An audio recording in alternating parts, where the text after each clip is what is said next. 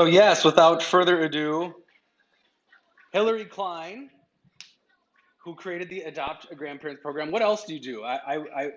We just started following each other on social media. You got a lot of followers, so you're clearly doing something.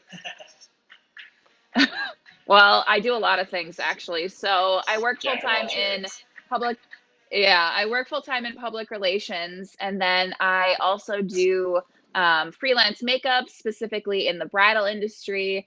And then I'm a freelance writer. And then you may have seen me on a couple lifestyle TV shows throughout the Twin Cities and the Midwest. I give beauty tips and tricks and lifestyle tricks too. So I'm all over the place. What got you into this Adopt-A-Grandparents program? You created this, or is this something that was No, already going and you got involved in? yeah, so I actually saw this at the beginning of the pandemic. It originated in London. And so when I saw it, I'm like, you know what? I kind of want to bring this to a local level.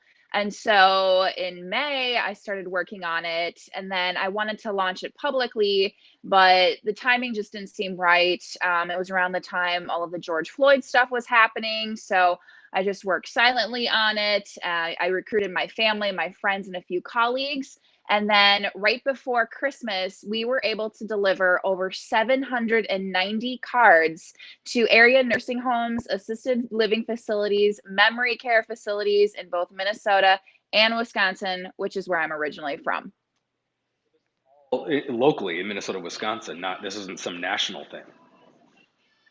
No, I mean there's people who have started programs, in different states. But I've decided to bring it here to the metro area, and then when I go home to Wisconsin, that's when I, deliver cards there too. So I launched this publicly in January, and it's just taken off. So since then, we have delivered over 1,100 cards, which is pretty impressive. A little overwhelming too. I live at the post office now, which is totally fine. It's right down the street. But the amount of support and messages, and I mean, I have boxes of cards that I'm staring at right now, like beautiful handmade cards. I've got artwork. Like, it's just incredible to see everyone come together and support the program. You mentioned post office, so these are physical cards and letters. Why a physical form of writing versus electronic, emails or messages on Facebook or something? Right. I don't know about you, but I love to send snail mail. I love to, receive it too, send care packages. Anything in the mail that's not a bill is a-okay in my book. Uh, but I feel like in today's digital world, we've just kind of lost the love of a handwritten note. There's something so personal and so sentimental and unique about getting a handwritten note. And so I'm really hopeful that this program is just kind of sparking that interest in people's minds again of, hey, pick up your markers, your pen. Do we write in cursive anymore? Some people do. But just get creative with it. So anything, I get so many texts and calls and emails that it's just kind of a nice change of pace to get something in the mail, right? Well, and no matter if you're somebody who's like 99% electronic in your world, when you do get a handwritten note or letter, even if it's not through the mail, but a coworker gives you a card that has like writing with ink that wasn't printed, you definitely value that more. Like that automatically is a whole different level of being more personal. Whereas 25 years ago, it wouldn't have been. So that's one thing about technology that's made that thing that people used to always do more valuable now. Absolutely. I mean, I save all of my greeting cards that I get in the mail from my parents or Christmas cards. I just kind of stash them away. It's just a nice little sentiment to have, right?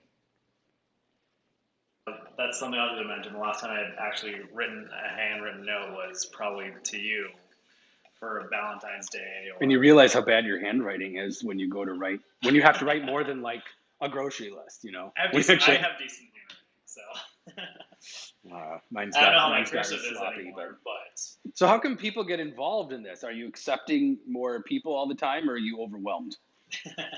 No, no. I mean, I'm overwhelmed in the best way possible, but I need help. I'm running low on cards. So here's how the program kind of works. You can use a blank card, you can write a letter, you can, paint, do artwork, whatever you want. Get the kiddos involved. I've got kids artwork too, which specifically go to memory care facilities because they tend to want the artwork as opposed to a letter.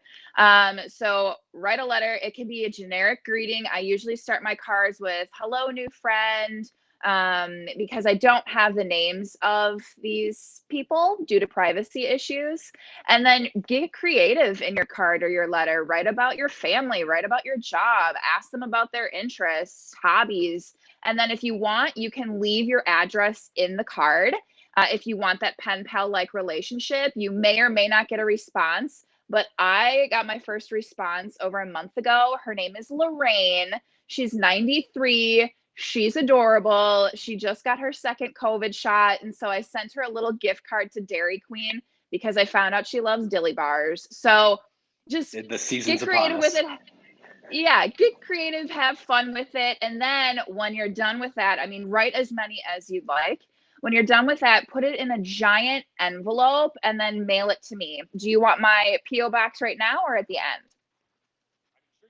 You can write it in the comments now Yeah, or after, write it in or the comments, and then we also have it on our premier-living.com page Okay. in the magazine section, because you were this month's feature with your Adopt-A-Grandparent. So all the information is in there. So if anyone wants to nab that P.O. box and participate, yeah. they can certainly do so. Well, and like I was telling Robert earlier, this is kind of a cool thing because like neither of us have our grandparents any longer. And when my grandparents were living, they would send you, letters. Mine were well into their 90s at the time and would send handwritten letters with newspaper clippings of an article instead of forwarding, the link to an article. And I saved most of those, and those are so cool to look back upon now. But also, in your busy life, to get that handwritten letter from grandpa. And so it's kind of cool, maybe for people like us to go and connect with, an adopted grandparent again. Absolutely. That relationship goes both ways. They're not the only benefactor in this. I do believe that. I mean, even if you don't hear back from somebody, the whole purpose and premise of this is to spread joy and to make somebody feel less alone. I mean, like you had mentioned earlier with the pandemic, a lot of us feel isolated and alone. And I just feel for our elderly community. I mean, how can you, interact with family, if at all, through a window or a tablet? It's not the same. So I'm really hopeful that bringing these cards to them. I personally go and deliver them to a lobby or a front desk since they're not allowing visitors. I'm really hopeful that receiving these cards just makes them feel a little less alone and gives them, a little bit of joy, even if it's just through a card. We're not changing the world here, but we can bring happiness one card at a time. Grandkids. I mean, I don't know any older person who doesn't just love to hear from anybody and feel. I think there's people get to a certain age and I don't know because I'm not that old, but I think they tend to feel like by part of society neglected or no longer useful and kind of cast aside, and so to have any of that value. And there's you've seen other things like where there's like mentorship programs and stuff before COVID that a lot of young people have found that there's a lot of wisdom from these people too. Like it's not, you go into it thinking you're just helping some old lady or old man, but they have life experience and can actually probably help you with some decisions or drama in your own life. They've been through it probably. Absolutely. I think even, or hopefully, after this whole pandemic situation is over, because right before the pandemic, one of the news cycles had a story of an older man who started writing children's books because he felt really lonely. Mm-hmm. So then that got me thinking, maybe we need to start some sort of like how we have a big brother, big sister program, but with this kind of adopted grandparent, and really spend time with our older generations who, like you said, just kind of get tossed aside and forgotten about. Mm-hmm. I agree. I mean, some of the messages that I've received when I first publicly launched it was, I lost my grandpa during COVID, or I don't have grandparents anymore, or, I lost my mom, 2 months ago. This is going to be a great kind of tribute to her. So, I mean, a lot of these messages move me to tears. I don't have grandparents. I had one grandma growing up. She passed away when I was in college, and we weren't really close. And so I'm kind of excited now that I have Lorraine, the cute 93-year-old, to kind of communicate with, and learn more about her and her life and her family, and make her feel less alone. But also, it's rewarding on my end too, because to your point, I'm getting that wisdom from her life experiences. We tend to get caught up in our own drama and think, especially not so much us, but younger people in their teens or 20s think that relationship drama. And I think a 93-year-old Lorraine can probably be like, it's fine. Girl, I know it sounds cliche, but there are other fish in the sea much better. Yeah, it's like if you only knew my drama back in the day. Yeah. Or I remember my grandma, we all thought it was a scandal that my grandma was engaged to another guy before our grandpa at one point. And, Yeah. she had a lot of relationship advice because she wasn't like most of her generation where she married the first guy that she saw in high school and that was the end of story. She made sure she found the right one and instilled that in us. So I'm still figuring out if Robert checks off all the boxes. But Right. But no, we think this is a fantastic program, and we think we're going to participate. We're going to do it. Absolutely. We'll be Perfect. We'll be writing our first letters this week. I'll practice my handwriting. Are you going to create any artwork? Who's the artist out of the two of you? More him. Yeah. So, I will enclose pictures of Dinah and Dee Dee, but everybody loves that.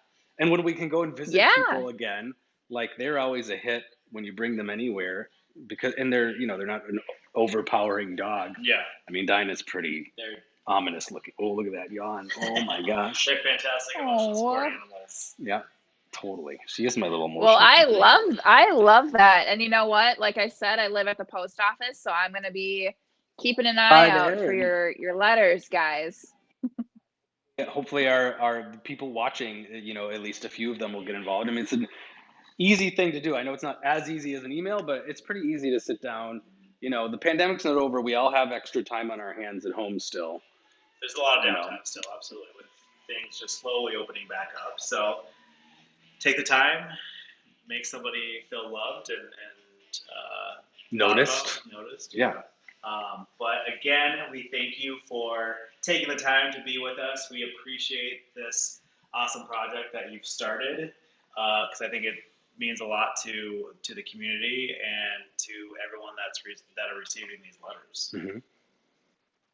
Thanks so much for having me. And if you have any other questions, feel free to slide into my DMs or find me on Instagram. My handle is @KlineToTheTop.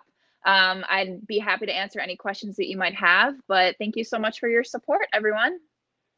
You can, after this, jump in the comments and answer anybody's questions or put the link to your P.O. box or whatever there too. We have it on the Premier Living website, but you can always jump in the comments right away too. I will do that. Cool. Perfect. Well, thanks so much for joining us. We appreciate you. Bye, everybody. Thank you. Bye. Yeah, super cool program. Yeah, it's really sweet. And we are going to do it.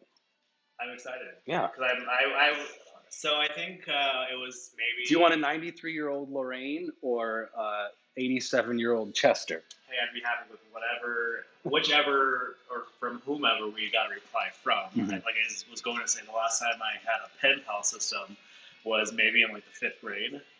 And they encouraged us to write a little letter to somewhere, I think even international. Yeah, and that's before the internet too, and that was a cool thing then. Yeah. More so, it's funny now you could easily have a pen pal electronically with anybody in the world. I mean, that's kind of what happens with Instagram now. But when I was in 3rd grade, I remember, and I still think about this every so often. I don't know how I would connect with her, but I had a pen pal who was in Honduras, and it's a pretty troubled area too. So I wonder, I'm like, is she okay? Well, we're the same age, so she'd be 40-ish now as well. And you know, what tracks did our parallel lives take for a while? Right. So Jan is asking for the PO box. Yeah, so hopefully Hillary's in there typing away with people.